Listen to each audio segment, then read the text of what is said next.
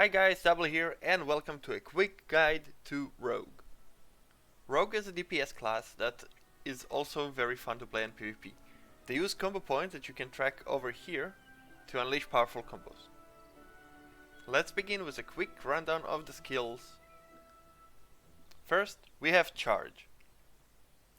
Charges toward the target direction, dealing damage equal to an amount to enemies in its path. Using this skill grants 1 combo point. Charge Plus, charge increase movement speed by 20% for 2.5 seconds. Shadow Onslaught consumes 3 combo points to deal damage equal to an amount to enemies nearby. Shadow Onslaught Plus additionally increase Shadow Onslaught critical rate by 15%. Blade Dance, deal damage equal to an amount to enemies nearby. Hitting target grant 1 combo point. Blade Dance Plus.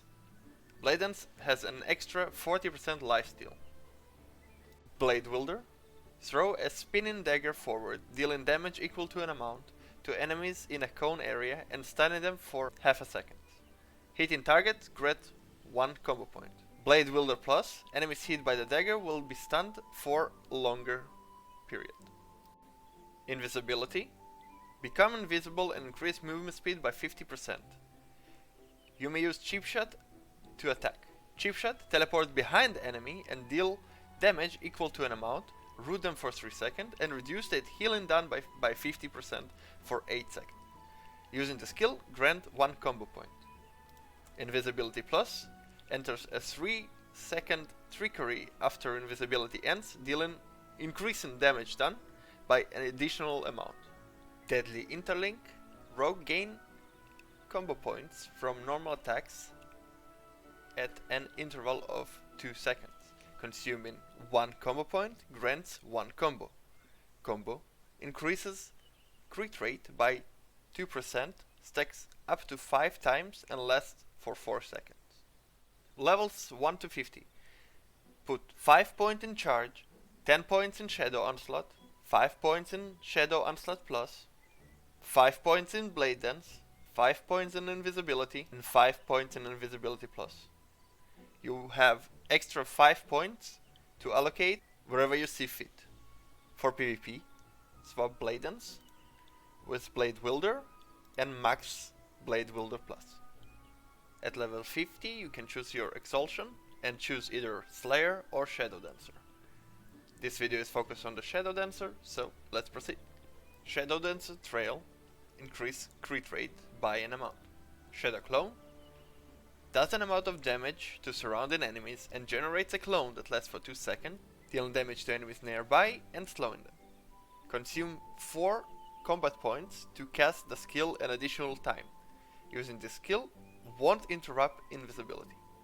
Shadow Clone Plus skill damage rate is increased by extra %. Invisibility 2. After invisibility ends, Trickery additionally increases dodge rate by a percentage.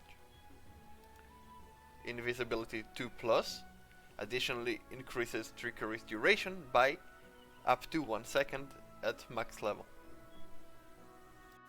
Reaper's Blade.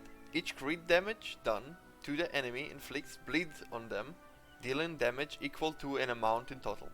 Aggravated Wound. Bleed additionally reduces target healing done by a percentage.